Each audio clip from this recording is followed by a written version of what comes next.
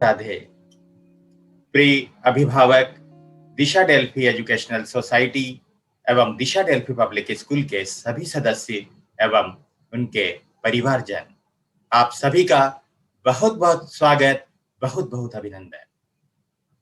बहुआयामी है आप, बहुआयामी आपके काज पाकर अपने बीच में पुलकित हैं हम आज, पुलकित हैं हम आज।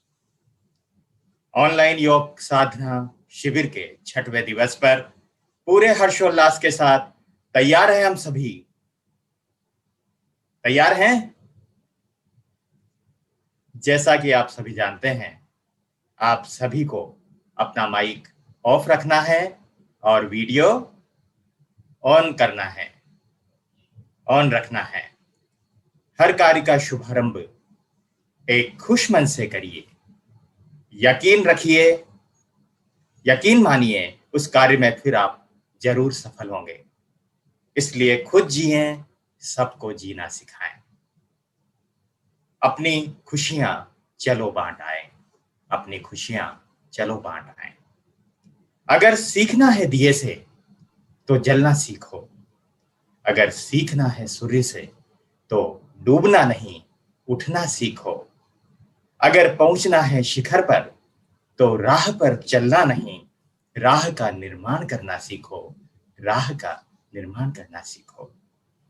विगत 5 दिवस से चल रहे इस योग शिविर में हम सब ने योग के बारे में बहुत कुछ सीखा, बहुत कुछ जाना, लेकिन इसका नियमित अभ्यास बहुत जरूरी है।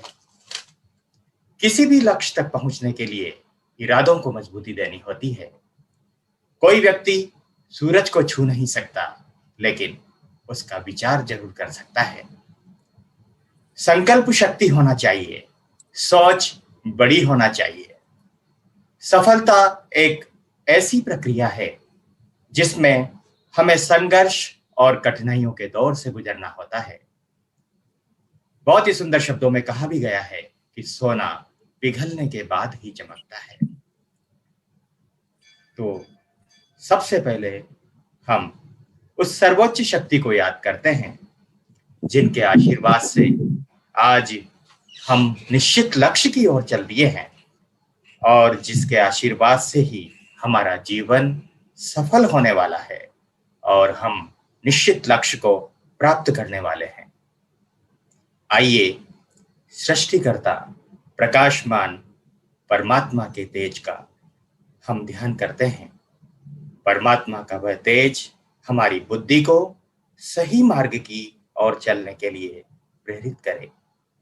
मैं निवेदन करना चाहूंगा योग गुरु राजेश जी से कि वो ओम की ध्वनि के साथ गायत्री मंत्र के उच्चारण द्वारा कार्यक्रम का शुभारंभ करें। माननीय राजेश जी, योग गुरु।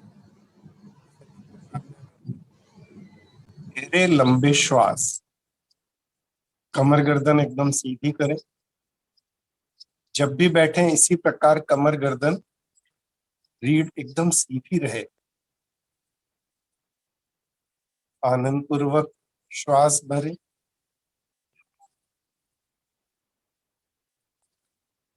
धीरे धीरे श्वास बाहर। पूरा श्वास बाहर निकालकर नाभि का संकुचन करें। नाभि मूल को रीढ़ से लगा लें। शक्ति का प्रयोग करना पड़े तो अवश्य करें।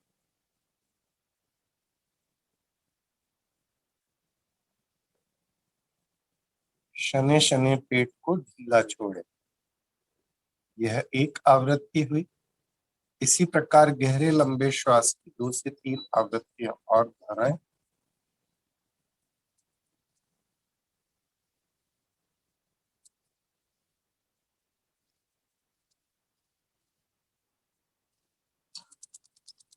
तीन बार ओम ध्वनि, तत्पश्चात गायत्री मंत्र। ओम ध्वनि श्रद्धा युक्त हो, लयबद्ध हो, सामूहिक रूप से एक समान हो।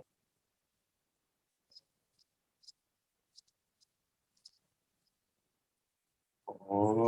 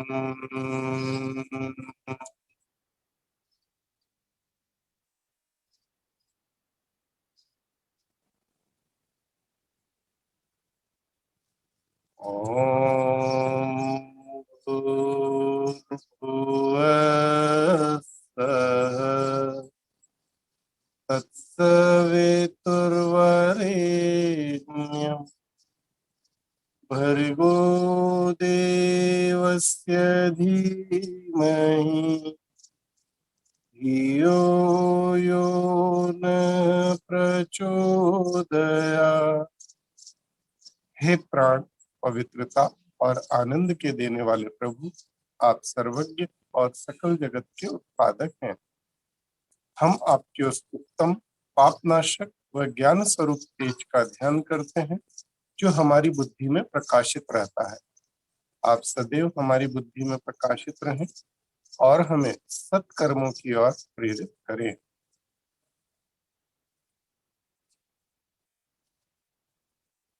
दोनों पैरों को सामने की ओर फैलाएं।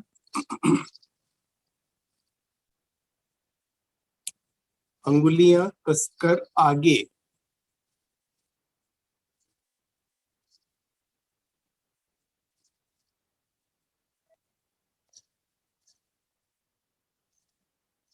पंजे कसकर आगे पीछे, आगे पीछे, आगे पीछे।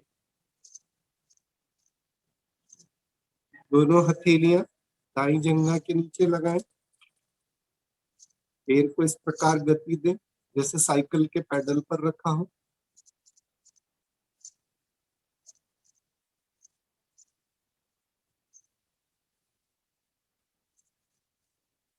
एक बार पैर को पूरा सामने की ओर फैलाएं, एक बार कसकर अपनी ओर लाएं। दूसरे पैर का पंजा आगे की ओर तना रहे, विपरीत।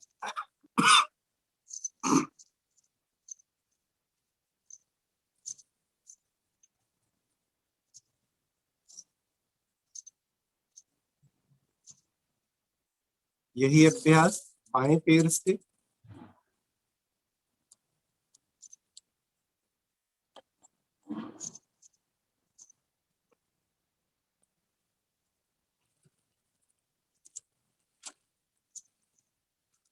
विपरीत।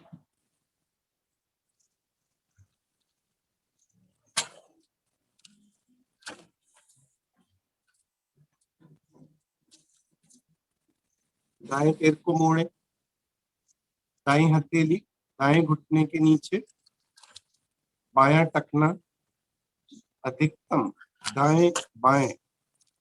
दूसरे पैर का पंजा सामने की ओर तना रहे, रीढ़ एकदम सीधी रहे।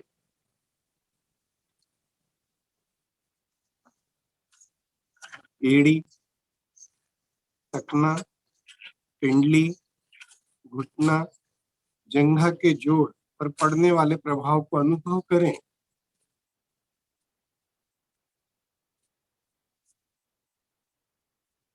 पैर बदलकर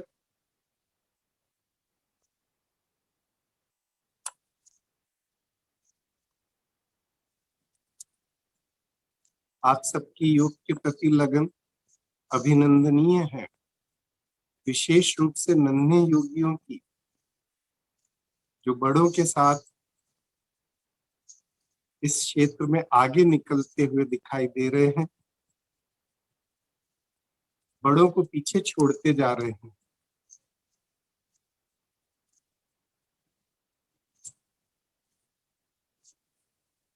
अर्ध तितली चालन, दाएं पैर को इस तरह से मोड़े, घुटने को सीने को लगाएं, एक बार आसन पर लगाएं, अभ्यास को दोहराते जाएं। जंघा के जोड़ को लचीला करने के लिए, नाभि से नीचे के विकारों को ठीक करने के लिए, घुटनों के दर्द को दूर करने के लिए उपयोगी अभ्यास।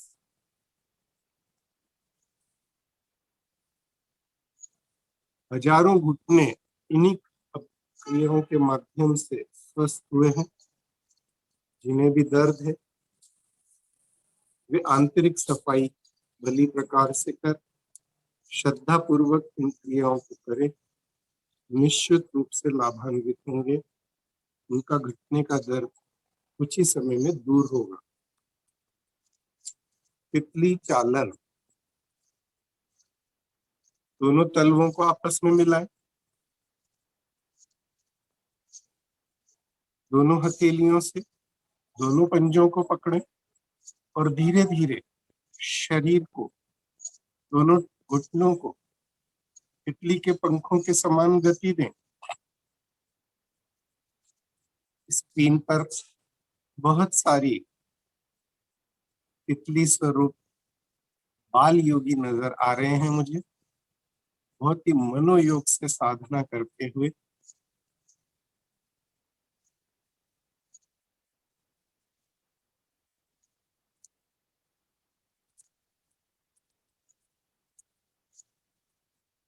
हम सब बहुत भाग्यशाली हैं।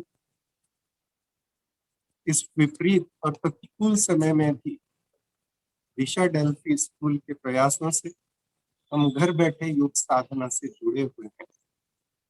दिशा डेल्फी स्कूल का हम हृदय से आभार व्यक्त करते हैं, धन्यवाद ज्ञापित करते हैं। DDES के सभी सदस्यों का, अध्यक्ष महोदय का, मंत्री महोदय का और संरक्षक महोदय का, जिन्होंने 1-2 वर्ष नहीं कई वर्षों तक हमारे इन बच्चों के भविष्य को सुरक्षित रखने के लिए ये सुंदर कदम आगे बढ़ाया। इसके बड़े अच्छे परिणाम आएंगे, ऐसा हमारा और आप सबका विश्वास है। पद्मासन। पद्म यानी कमल, आसन यानी स्थिति।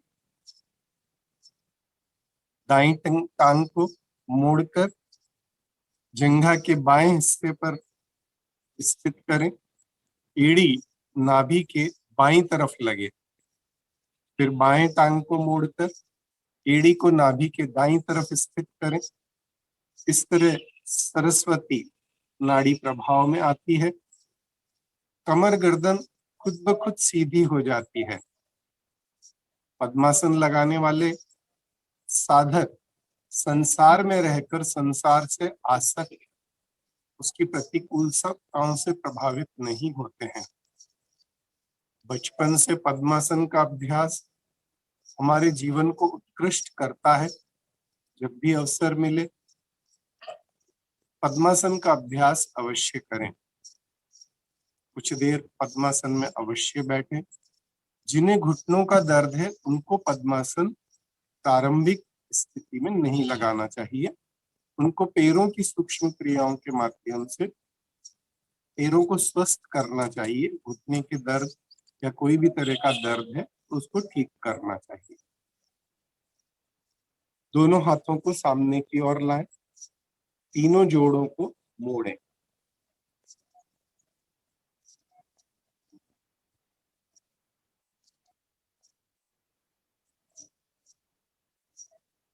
ढीला छोड़ें, फिर मोड़ें। अंगूठा अंदर, मुट्ठी बंद। झटके से खोलें, बंद करें। अंगुलियों में बढ़ते हुए रक्त संचार को अनुभव करें। ऊपर नीचे कलाइयों को स्वस्थ करने के लिए, लेखन कार्य अच्छा करने के लिए यह अभ्यास महत्वपूर्ण।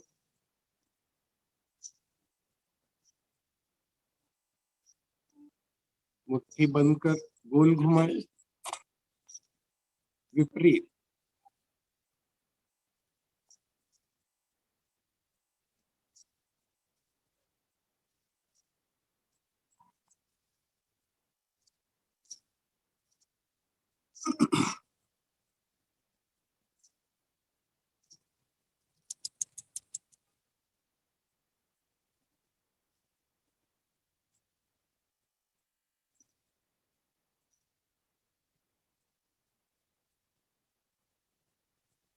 दोनों हाथों को दाएं बाएं फैलाएं। दोनों अंगुलियों को, दोनों हाथों की अंगुलियों को कंधों पर रख कोहनियों को गोल घुमाएं, आगे की तरफ मिलाएं। श्वास भरते हुए श्वास बाहर निकालते हुए पीछे की ओर ले जाएं।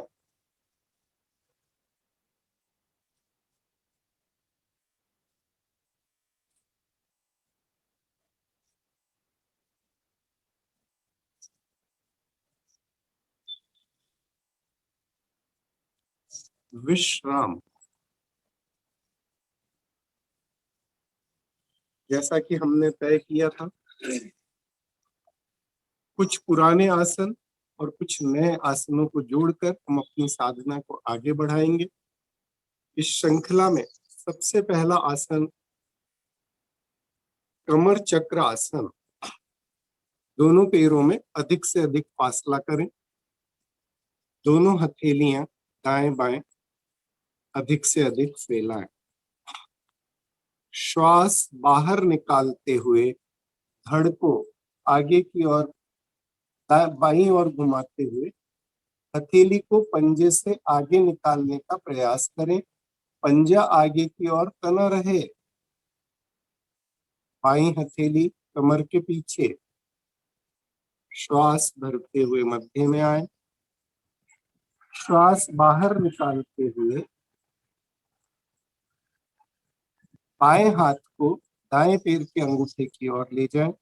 प्रयास करें हाथ हथेली अंगूठे से आगे निकले। श्वास भरते हुए मध्य में। अभ्यास को दोहराते जाएं।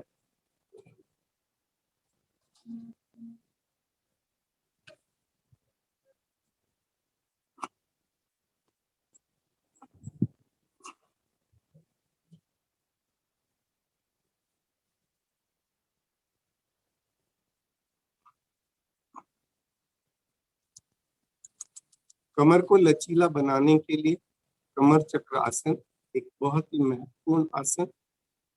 कटी प्रदेश धीरे धीरे सख्त होने लगता है उम्र बढ़ने के साथ,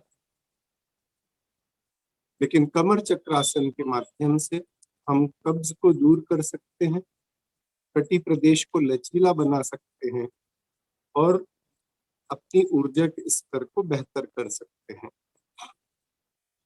जिन्हें कमर दर्द है उनको शुरुआत में ये आसन नहीं करना चाहिए। बाकी सभी साधक इस आसन को कर सकते हैं। अभ्यास को दोहराते जाएं।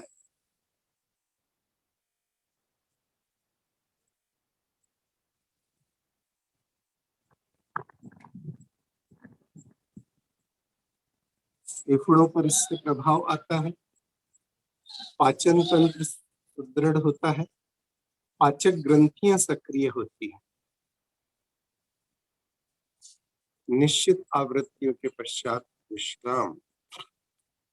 हर एक आसन के बाद जितनी देर हमने आसन किया लगभग उतनी देर विश्राम कर शरीर को अगले आसन के लिए पुनः तैयार करना है। जितना महत्व कार्य का है उतना ही महत्व उसके साथ किए जाने वाले विश्राम का है। पूर्ण आसन। टेढ़े पंजे मिलाएं, पंजे ताने। दोनों हथेलियों और दोनों एड़ियों पर पूरा भार डालते हुए संपूर्ण शरीर एक सीधी रेखा में ऊपर की ओर उठाएं। अंत में दोनों पैरों के अंगूठे आसन पर लगाने का प्रयास।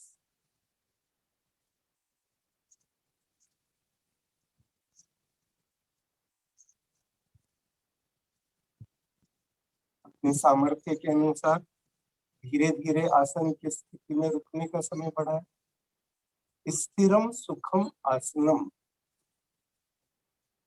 जिस आसन में स्थिरता और सुख का अनुभव कर सके वही आसन है। शुरुआत में ज्यादा देर न रुक सके तो एक बार फिर इस आसन का अभ्यास दोहराएं और धीरे धीरे रुकने के समय में वृद्धि करते जाएं। एक आसन को लगभग 3 मिनट तक प्रतिदिन करने से वह आसन धीरे धीरे सिद्ध होने लगता है। एक नया आसन आज हम सीखेंगे, गोमुख आसन। इसमें शरीर की आकृति गोमुख के समान बनती है। दाएं पैर को मोड़े और एड़ी को बाईं जंघा के नजदीक लगाएं। बाएं पैर को इस प्रकार मोड़े कि बायां घुटना दाएं घुटने के ऊपर आ जाए। जो घुटना ऊपर है वो हाथ ऊपर की ओर जाएगा, दूसरा हाथ पीछे से ले जाते हुए दोनों हाथों की अंगुलियों को आपस में मिला दें। ऊपर वाले हाथ को एकदम सीधा करें। कोहनी सिर के साथ एकदम सीधी रहे। इस आसन से कोरोनरी धमनी प्रभाव में आती है। कोरोना काल में हृदय के ऊपर जो दुष्प्रभाव पड़ता है, उस दुष्प्रभाव को ठीक करने के लिए गोमुख आसन अत्यंत लाभकारी।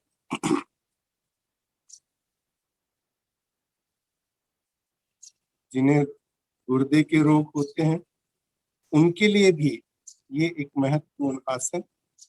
पैर बदल कर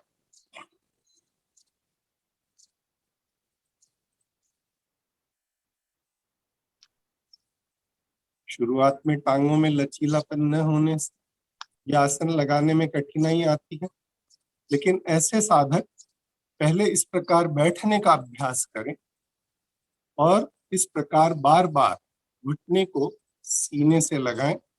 यही सूक्ष्म क्रियाएं हमने प्रारंभिक अवस्था में आपको करवाई थी, प्रारंभिक दिनों में आपको करवाई थी।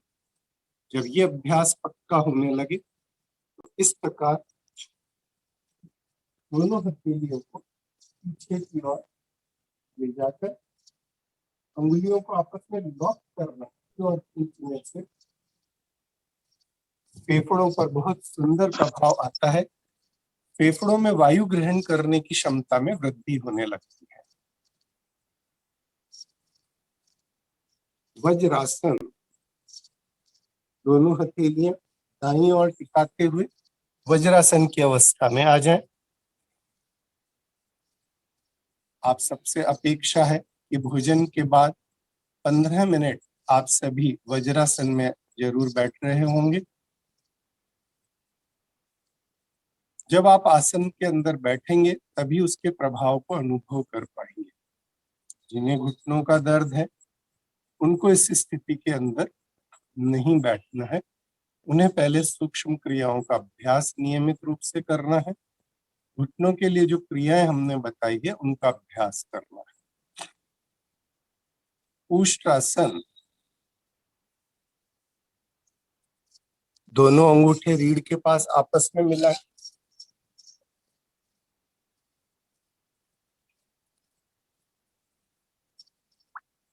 गहरा सांस भरे, रीढ़ को गोलाई देते हुए धीरे धीरे पीछे की ओर ले जाए।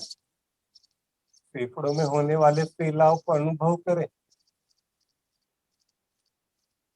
जिनकी रीढ़ में पर्याप्त लचीलापन नहीं है वे बारंबार इसी प्रकार रीढ़ को पीछे ले जाए, आगे लाए। जिनकी रीढ़ पर्याप्त लचीली है वे सिर्फ हथेलियों को पलवों पर लगाने का प्रयास करें।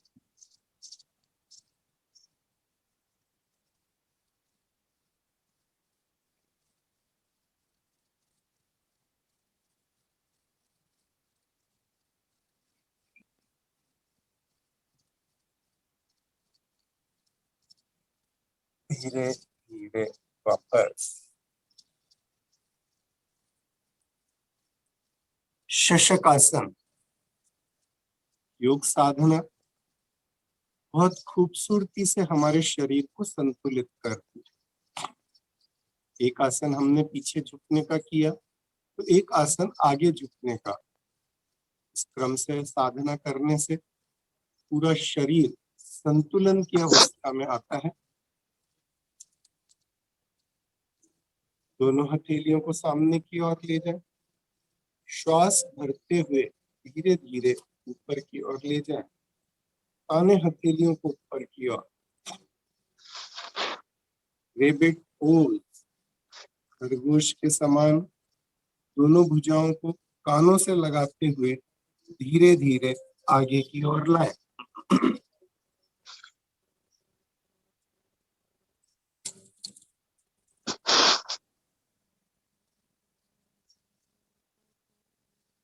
एड्रेनलिन ग्रंथि प्रभाव में भावनात्मक संतुलन बेहतर,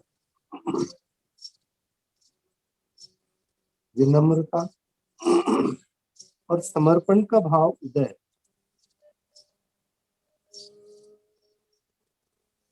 आज के दौर की सबसे बड़ी मुश्किल विनय का न होना, समर्पण का अभाव।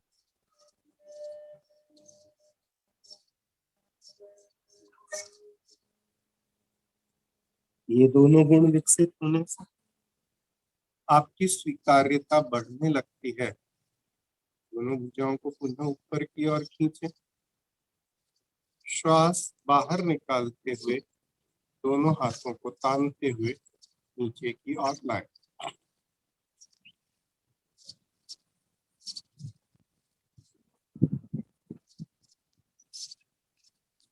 मस्ती के साथ मधुर सी खिलखिलाकर निश्चल हंसी हंसना प्रारंभ करें।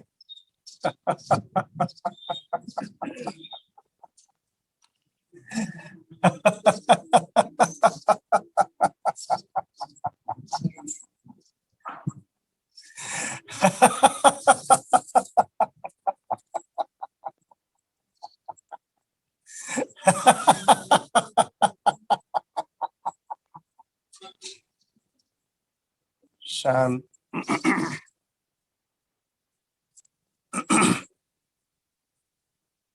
आंखें बंद कर इस हंसी को रोम रोम में प्रवाहित होता हुआ अनुभव करें। आपकी सारी आंतरिक प्रणालियां स्वस्थ, आपके उत्साह और उमंग में अभूतपूर्व वृद्धि।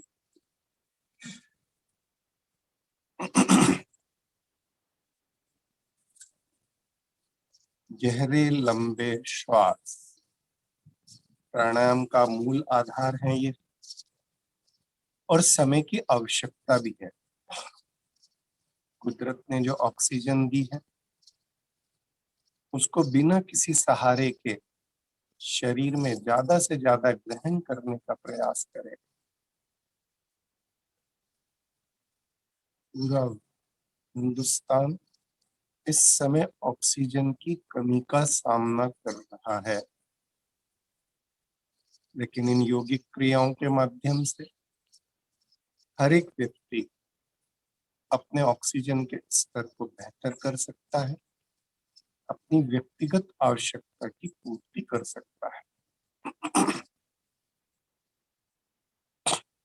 भस्त्रिका प्राणायाम।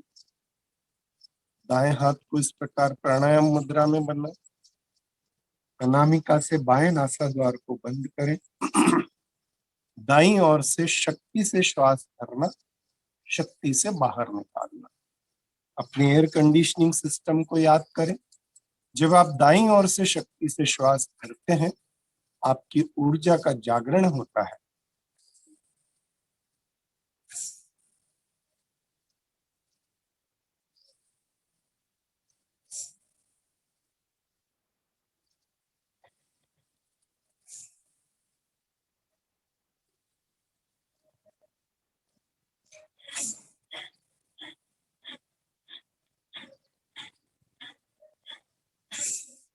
शक्ति से श्वास भरना, शक्ति से बाहर निकालना, सिर्फ दाईं ओर से, राइट साइड से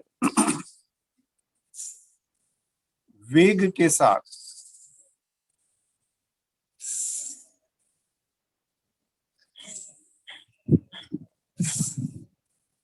ये आपके शरीर में कफ के दोषों को शांत करने में उपयोगी। अंत में धीरे धीरे और गहरा सांस भरना,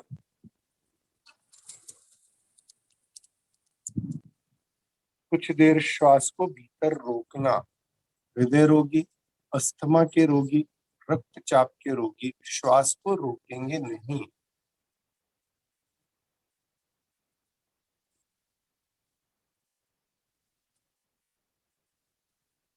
बाईं ओर से श्वास को बाहर निकालना। अब इसी प्रकार बाईं ओर से दोहराना। सिर्फ बाईं ओर से यानी लेफ्ट साइड से शक्ति से श्वास भरना, शक्ति से बाहर निकालना।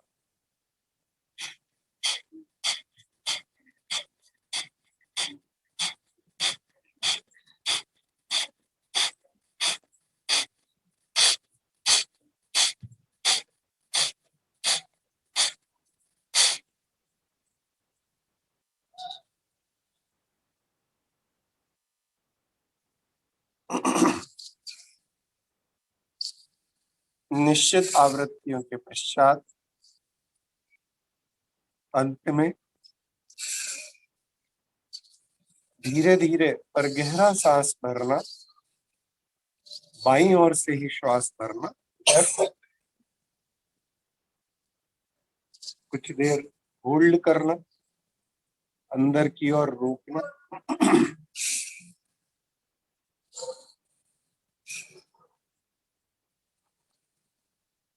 दाईं ओर से बाहर निकालना।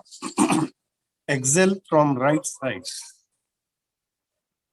अब दाईं ओर से श्वास भरना, बाएं से बाहर निकालना। आपका शरीर का पूरा एयर कंडीशनिंग सिस्टम एक्टिवेट होने लगता है। आपके शरीर में वात, पित्त और कफ तीनों तरह के दोष में संतुलन होने लगता है।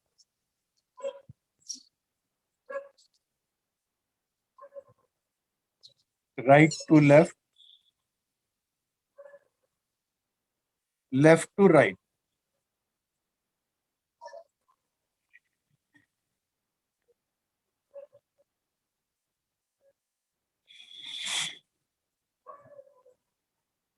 याद करिए, आपके दायां मस्तिष्क और बायां मस्तिष्क बारी बारी से प्रभाव में आते हुए, आपका दायां स्वर और बायां स्वर भी प्रभाव में आते हुए।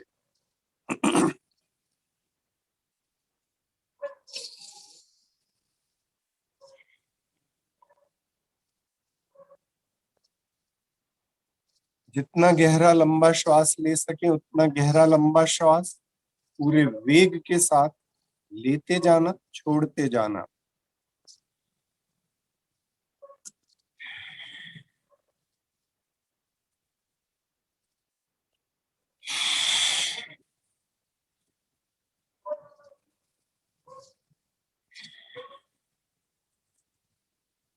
जिनका लो ऑक्सीजन लेवल है उनका ऑक्सीजन लेवल तुरंत हाई ऑक्सीजन लेवल में कन्वर्ट होने लगता है।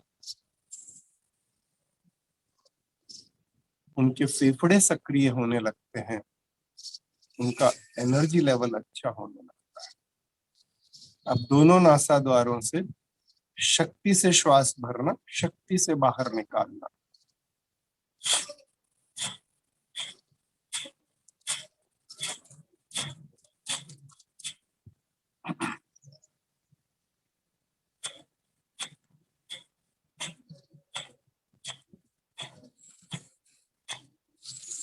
लोहार की धूकनी के समान श्वास की गति होने से,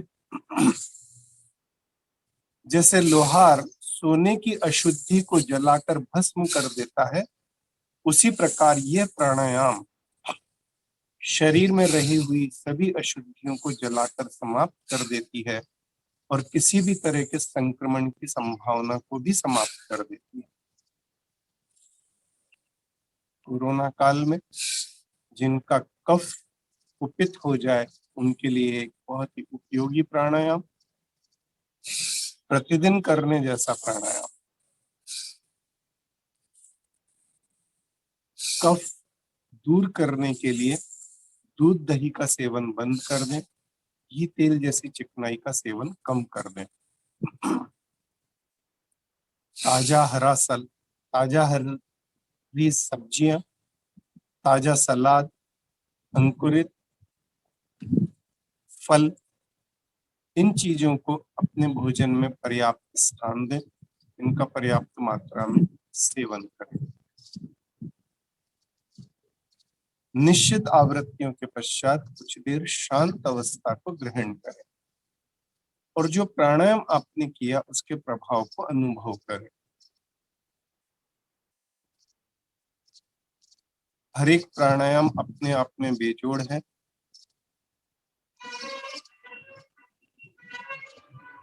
जो भी प्राणायाम आप भली प्रकार से समझते हो उसको सही तकनीक से करें।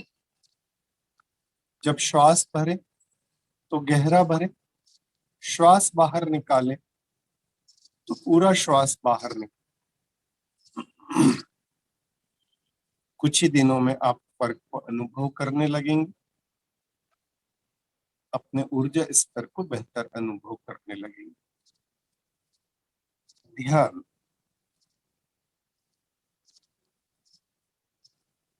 जो चाहे वो होने लगे और जो मांगे वो मिलने लगे, इसके लिए ध्यान का अभ्यास प्रतिदिन अवश्य करें।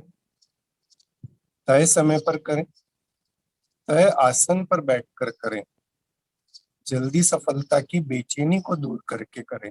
प्रारंभिक अवस्था में ध्यान नहीं लगता है तो इससे विचलित ना हो, अपना प्रयास निरंतर जारी रखें। ब्रह्मांजलि मुद्रा, ध्यान के लिए यह मुद्रा सर्वश्रेष्ठ है। इस प्रकार दोनों हाथों को ब्रह्मांजलि मुद्रा में लगाकर आंखें कोमलता से बंद कर लें और कमर गर्दन एकदम सीधी रखें। प्रारंभिक अवस्था में ओम की 2 बार ध्वनि सुनेंगे, फिर साथ साथ मिलकर दोहराएंगे। ये बहुत ही प्रभावशाली चरण है। इसके माध्यम से मन को आप ओम की ध्वनि पर टिका सकते हैं। आज 3 चरणों में इसको संपन्न करेंगे। दूसरे चरण में ध्वनि नहीं होगी, लेकिन मन ही मन ओम का जप होगा। तीसरे चरण में अपने स्वाभाविक श्वास पर ध्यान को टिकाने का प्रयास करेंगे।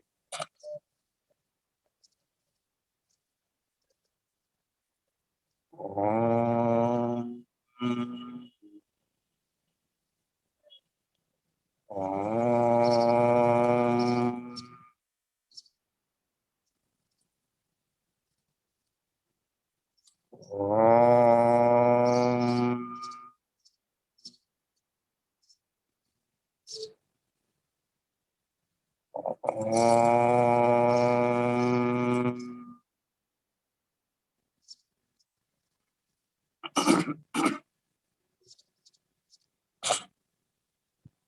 ओम।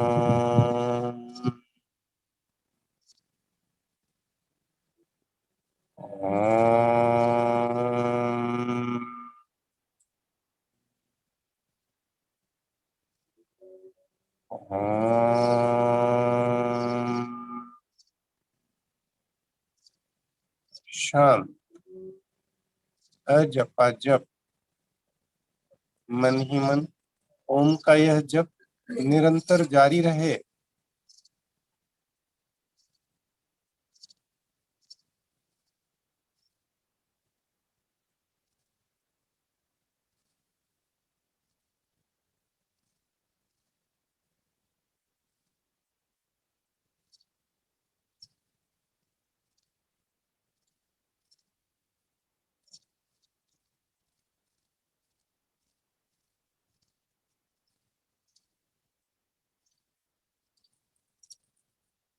स्वाभाविक सांस पर ध्यान,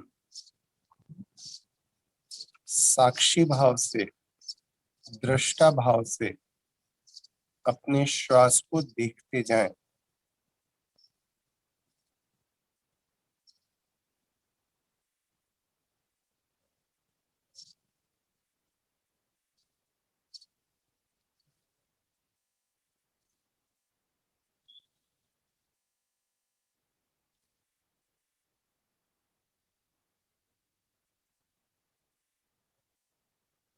एक बार दीर्घ ओम ध्वनि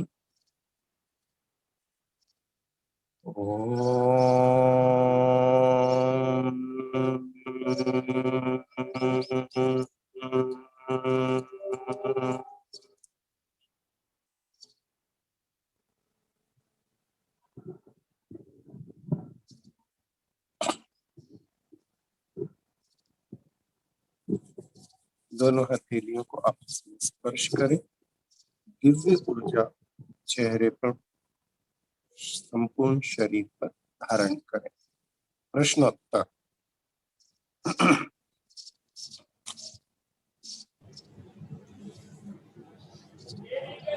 धन्यवाद गुरुजी। आज हम लोगों ने कमर चक्रासन, कोणासन, भस्त्रिका, ध्यान इत्यादि सीखा और अब प्रश्नोत्तर का समय।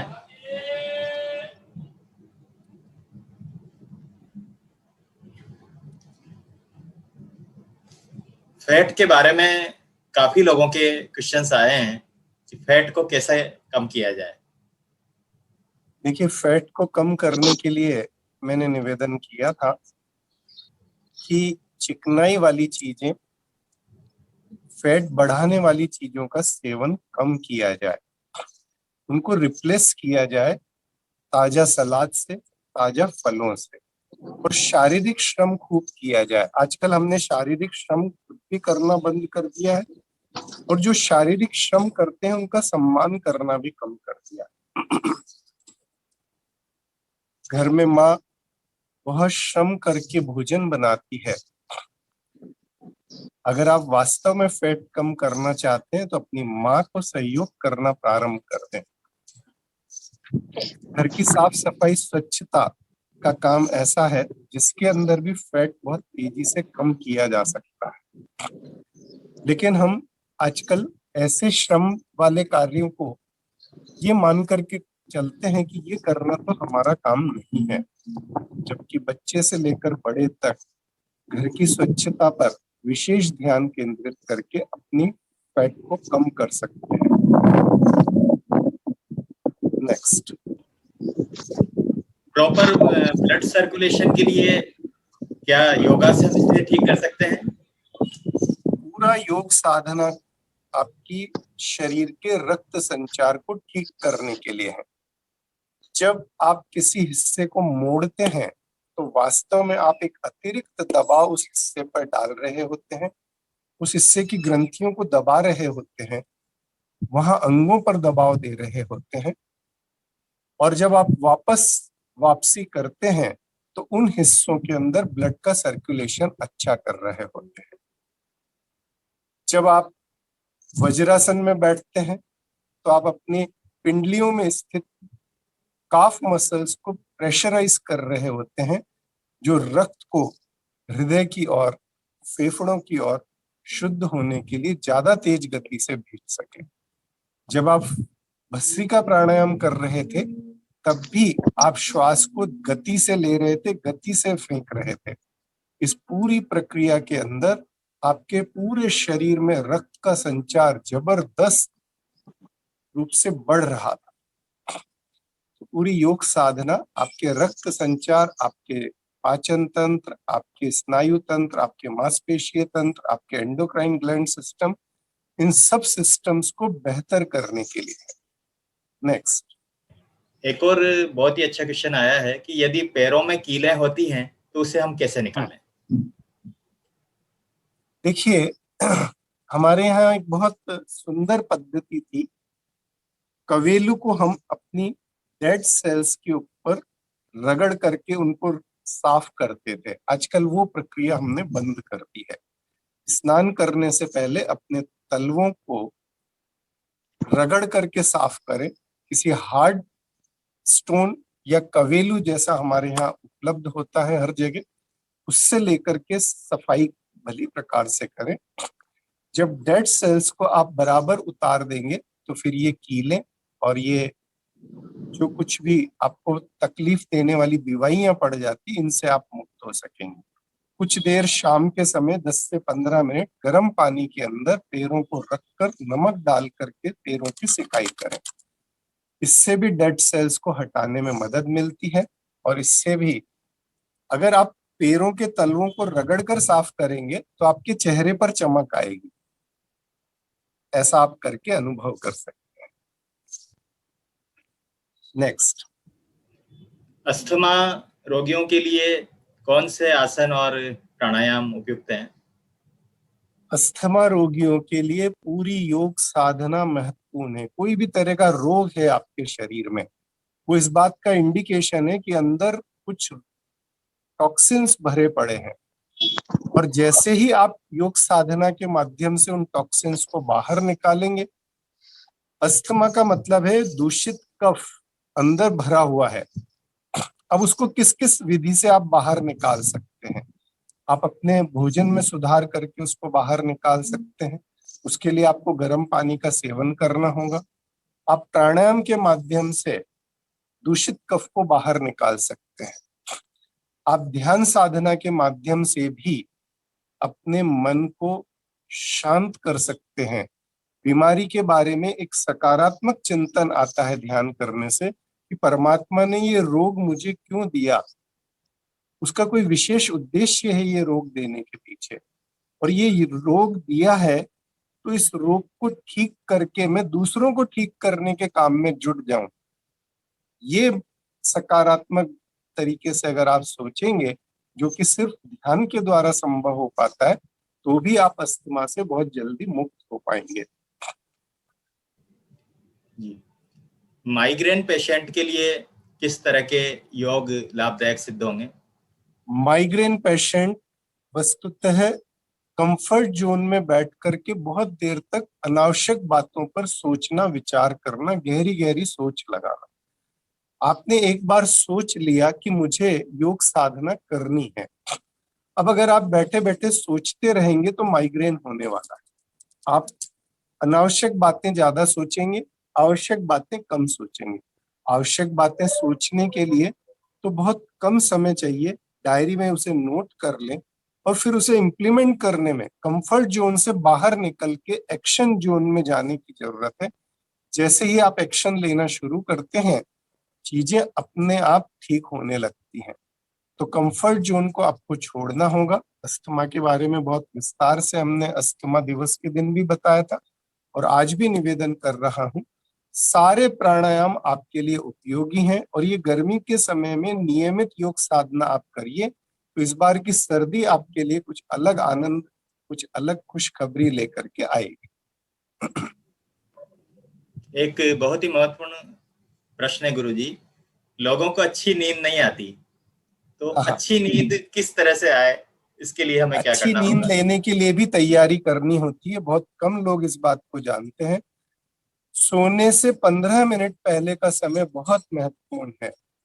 इस समय में हम टीवी देखते हुए सोते हैं, जो बिल्कुल गलत है। इसको ठीक करने की जरूरत है। कोई अच्छी पुस्तक लीजिए, उसका एक पेज पढ़िए, स्वाध्याय करिए। कोई एक मंत्र लीजिए, उसका जाप करिए। ओम की ध्वनि पर भी आप जप कर सकते हैं, गायत्री मंत्र पर भी जप कर सकते हैं, नवकार मंत्र पर भी जप कर सकते हैं। ये सारे मंत्र आपके मस्तिष्क को सक्रिय कर देने वाले, विशेष रूप से सर्वे भवन्तु सुखिनः की भावना को ध्यान में रख करके इनका निर्माण किया गया था।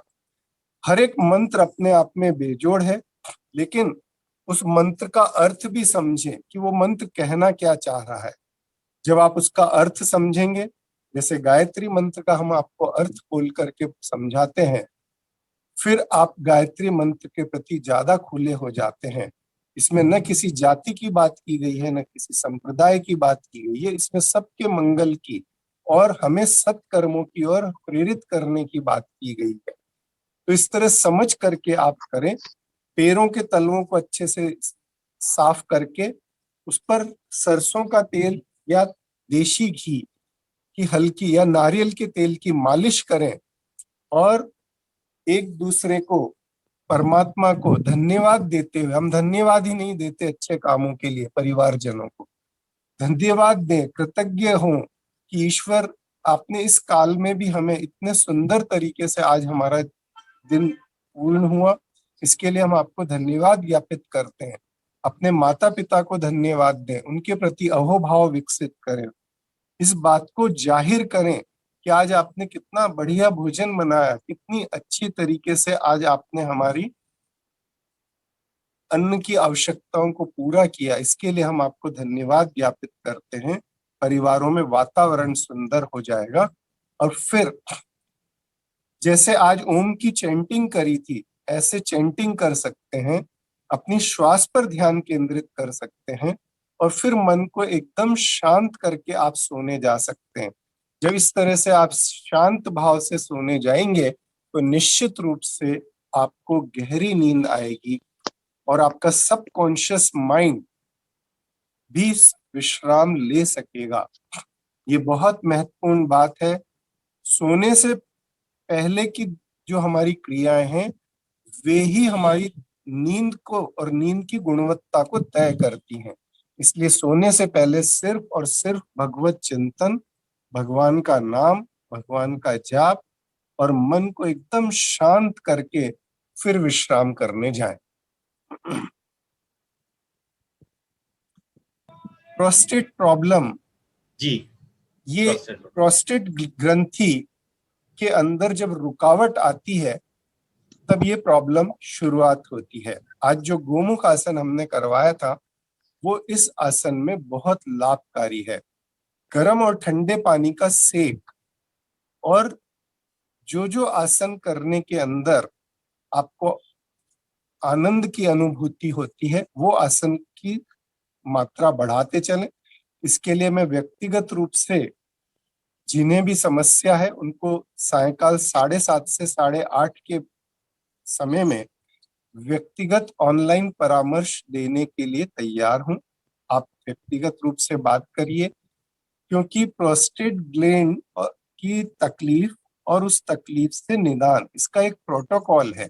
उस प्रोटोकॉल को पूरा आपको पहले खुद को समझना होगा, उसके अनुरूप आपको भोजन में परिवर्तन करना होगा, उसके अनुरूप दिनचर्या में परिवर्तन करना होगा और प्राकृतिक चिकित्सा की पद्धतियों को साथ में जोड़कर, एक्यूप्रेशर को साथ में जोड़कर प्रोस्टेट ग्लैंड की तकलीफ से आप पूर्ण तरह से मुक्त हो सकते हैं।